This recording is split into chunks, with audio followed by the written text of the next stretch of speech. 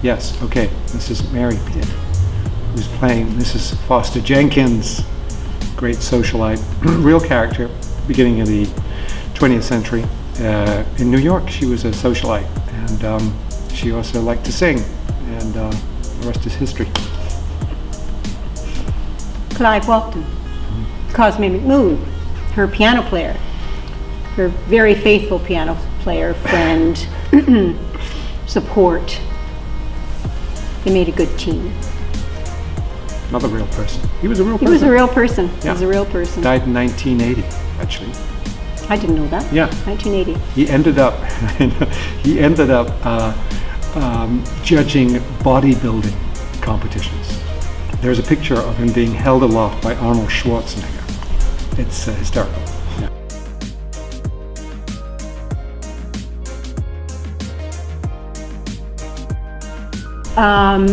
Years ago, I had seen the play Glorious, which is another play about the life of Florence Foster Jenkins, which also includes her husband and manager, Sinclair Bayfield, piano player, and then another female part, which he played many parts. And I loved it. It was great. And then, of course, I saw the movie with Meryl Streep, and then someone gave me the book, an actual history book of the life of Florence Foster Jenkins. And then when I got the script, I read the script, and I fell in love with her. Just a lovely person who just loved music and was happy and really wanted to sing the music that she heard in her head, and really thought she was singing the music she heard in her head. So yes, I'm quite in love with Florence Foster Jenkins now.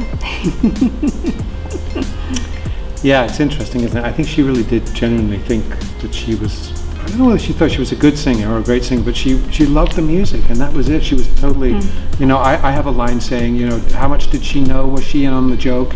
And I definitely think you weren't in on the joke. No. She wasn't trying to con people. She really, was the real thing. When she began the play, and she said when they are first introduced, and she said, what matters most is the music you hear in your head, the impossible ideal, as it were, the beauty not quite within our grasp. Yeah. So maybe she had an inkling, but she was very easily talked into that she was a wonderful singer. Yeah. And everyone loved her, and she was so supported. She was very easily talked into that. So that was her place. I think also this is a time when there were lots of these kind of societies, amateur dramatics and operatic societies, and they did tableau and all kinds of stuff. So I think there were probably a lot of people around like her. I think we know her from the records as well. Obviously, and I first knew her from a record. I had them when I was a music student, and we used to listen to them. And they were funny then. They're funny now. Yeah.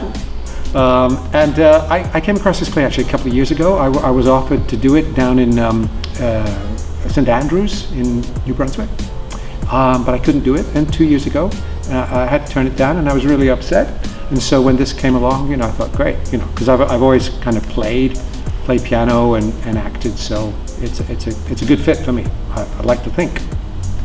Yeah.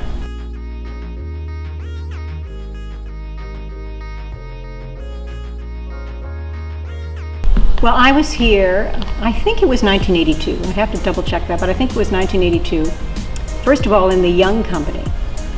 It could have been 1981, but the Young Company was non-equity, which is you didn't have a union or an association, and we toured around Elgin House, Delawan in Huntsville Town Hall, where we had to carry the sets up the fire escape. So that's where I got my equity card, and when you say there are blood spots on your equity card, there are literally blood spots on mine. The next year I was full equity. I came back here and did 2 productions, Robin for Good, and they're playing our song, in this lovely, lovely opera house. And at that time, Robin will remember this, our stage manager, just backstage were the dressing rooms. Like they weren't downstairs where they are now. And Robin's office was there. You said Michael Cole's office was on the other side. And we just had a great time. We did Port Carling as well. We would go to the community center in Port Carling, and we'd rotate the shows.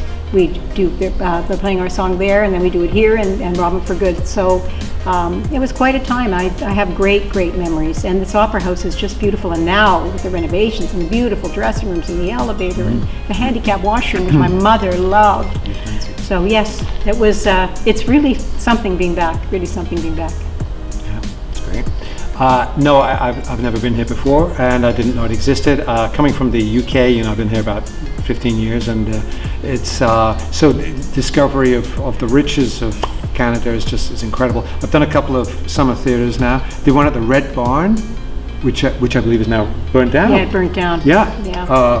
Which was, I think, one of the first ones, right? Yeah, So, yeah. Red Barn, and this is amazing. This is a gem. Yeah. I hope it lasts a long time.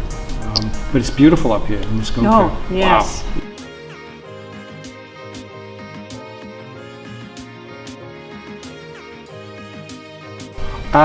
Actually, swimming in lakes. Yeah, I love swimming in lakes, and I'm staying just north of Bracebridge, near Baysville, and it's my family's, well, my sister-in-law, and there's a lake there, and it's heaven. And she said, "Do get out when there's thunder." Yes. Yeah. Pretty important. Yeah, it's great. I don't think anybody. Canada's so lucky being able to swim, because swimming in the sea is one thing, swimming pools, but there's nothing like lakes. A lake. Yeah. And I'm also magical. on a lake, Butterfly Lake, just outside of Port Carling at Friends Cottage. They very kindly put me up, and they have a screened-in porch. Yeah. And I like to sit out there with my coffee in the morning, and as soon as the weather, this weekend I think, is warm, it'll be so hot, swimming as well. So, Watch out for the snapping turtles. Thank you. Yeah. It's dock spiders apparently, but I don't know. What? What are those? I don't know. My friend Joanne hates them, but